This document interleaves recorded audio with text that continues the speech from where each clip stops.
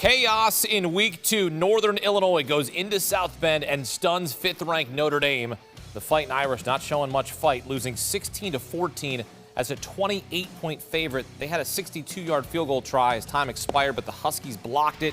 Biggest win in Northern Illinois history, the first win over a top 10 team in school history. And for more, we welcome in two-time Super Bowl champ Bryant McFadden and 24/7 Sports college football analyst Brad Crawford. Notre Dame going to slip big time in the rankings. Duke transfer Riley Leonard has yet to throw a touchdown in the first 2 weeks of the season, tossed 2 interceptions in this massive upset.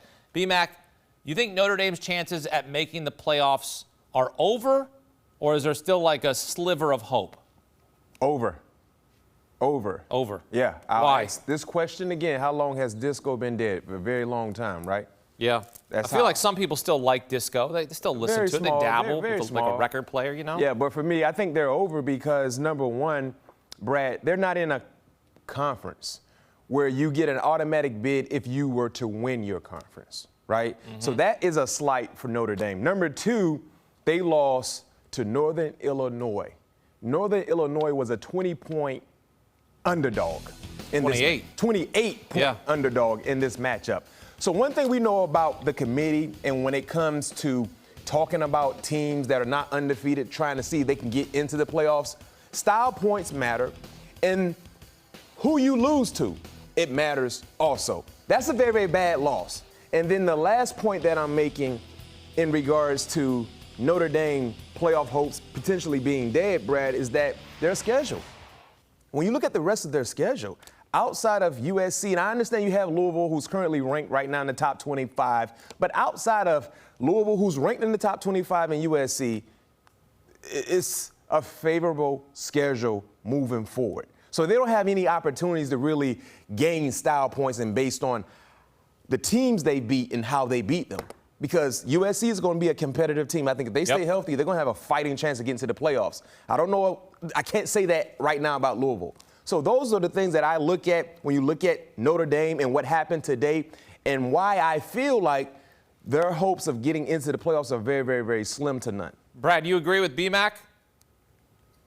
I think Notre Dame can actually get in the playoffs still as the 10 or 11 seed, maybe even the 12 seed, if they finish 11-1. Now, B-Mac, they certainly put themselves in a horrible position today, losing Northern Illinois. Probably a bowl team, though, Northern Illinois is. But there are games left on the schedule. Notre Dame can kind of hop back from the low 20s to the mid-teens and get in that mix. Louisville, obviously unbeaten right now, top 20 team. USC at the end of the year. And if Texas A&M continues to win, maybe gets to a 9-3 type mark in the SEC, then that's a good win too. So it's a game that Notre Dame did not expect to lose this early. Certainly one Marcus Freeman is going to have nightmares about. He's already lost to Marshall and Stanford his first couple of years Notre Dame, and this is another very tough pill to swallow in South Bend. It happened at home too, so the committee is not going to look favorably at Notre Dame right now. I have a question for both of you guys, Brad, Hakeem. How would you view Notre Dame to that hypothetical if they were to finish their season with only one loss happening to Northern Illinois, right? And you have, let's say, a Missouri in the SEC. They have 2 losses, but those 2 losses happen to SEC opponents, more competitive. Would they get the nod over a one-loss Notre Dame? Brad, you have the first word here. Sure, we would have to look at who the good wins are Mizzou has. I mean, because Missouri and Ole Miss, 2 SEC teams that I have in my top 10, both of them play extremely favorable schedules. Now, it's not quite as light as what Notre Dame has, but if Notre Dame, one of their quality wins, is an SEC team in A&M, you got to look at who Missouri beats too. And if Missouri loses its only 2 games against top 15 competition this season, then B-Mac, I don't know if the Tigers have any quality wins either. But I don't see a scenario, man, in a 11-win Notre Dame team not getting in a 12-team playoff. If they run the table, they're getting in. Yeah. I'm just telling you. You have a valid point. But if we think that USC is what we think they're going to be, and if that's USC's only loss to Notre Dame, they're both getting in. Because now we have 12 teams. USC and Notre Dame will be in. If they're both 11-1, lock. I feel like I know the prestige that Notre Dame brings with them. Correct, which is why they'll get in, because you know this whole. You know the style points. You say it all the time. You know you don't have to bring what happened last season to your squad. Mm-hmm. So my point to you is that just because now it's 12 teams and not 4, it's still a TV show. Okay? Yeah. That's what it is still. Too, you have to factor in what happens in the conference championship games. You might have an undefeated team. No, you won't. I don't think there will be an undefeated team get to the championship. But it could happen, right? Playing against a 2-loss team. Yeah. Right? And that 2-loss team could win their conference. Correct. They get an automatic bid. Georgia could run the table. Yeah. I mean, they got a big one coming up too, though. So that means like what we saw in the SEC championship game last year with Alabama having a loss. Well, they had 1 or 2 losses. I can't remember, but Georgia was undefeated. Yep. And then Georgia lost, and Alabama goes in. In this 12-team playoffs, the loser, if you're undefeated, you're going to the playoffs. And that winner, regardless of how many losses you had up to that point, you get into the playoffs as well. So it's just a factor in of how things work out. The Big 12 has some competitive teams. Yep. I guess most importantly for Notre Dame, they can't afford to have any more blemishes on their record for this to become a reality for them to get in the playoffs. They cannot. Yeah. The 5th team in the nation loses, and so does the 10th team in the nation. Michigan dominated by number 3 Texas. Brad, how far does Michigan fall in the rankings, and what's your outlook for the Wolverines' rest of way, including a game against USC in 2 weeks?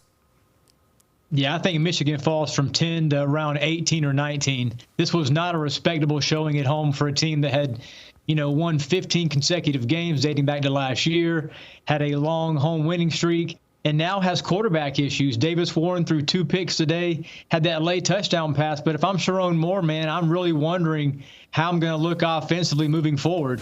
Michigan's a team that I thought was probably going to be an 8 or 9 win team, and they kind of got exposed here in week 2. Texas showed that on the road they looked the part as a playoff contender at the top of the SEC alongside Georgia. So Michigan's a team that, I've got the Big Ten getting 3 teams in the playoff. Michigan's not one of them, man. Right now, I think Ohio State, Oregon, and Penn State are those 3 big dogs in the Big Ten, maybe USC 4th. But Michigan's a team, you see the schedule there. There's still some tough matchups left, man. Nationally ranked USC coming to Ann Arbor here in a couple of weeks. Got to go to Washington. Of course, there's Oregon, Ohio State. So Sharon Moore has his work cut out for him the rest of the way after taking one on the chin against Hookham. And an improved Illinois team that just upset Kansas. I know, right? So don't sleep on Illinois either.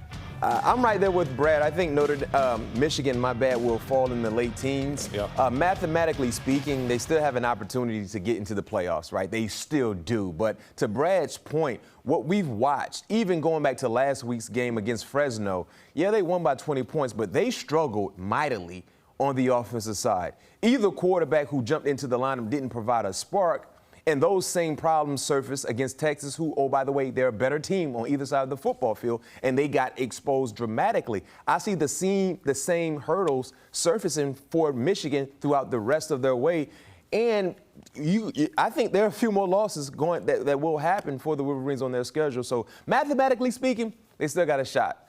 But in reality, until I see sound production coming from the quarterback play to kind of jumpstart some chemistry offensively, I don't think they have a shot. They're going to lose in 2 weeks. USC. It's going to happen. And where are the playmakers? Unless they can figure out the quarterback situation. Well, I asked the question, is J.J. McCarthy coming back in the locker room? He's not. Okay. I mean, he's not coming back for the Vikings either this year, unfortunately. Yeah, exactly. So they don't have. They didn't get a quarterback in the transfer portal. So this is what you have to work with. Yeah. What do you want me to say? They could have went and got Kyle McCord, but Syracuse got him. He had 4 touchdowns. Syracuse is enjoying that experience. 19-point loss for Michigan, the 5th largest home loss ever by a reigning national champion. 3 streaks snapped for the Wolverines. A 16-game winning streak, which was the longest active FBS win streak. A 23-game home winning streak comes to an end. And it snapped a 29-game regular season winning streak, which was the longest streak in Big Ten history.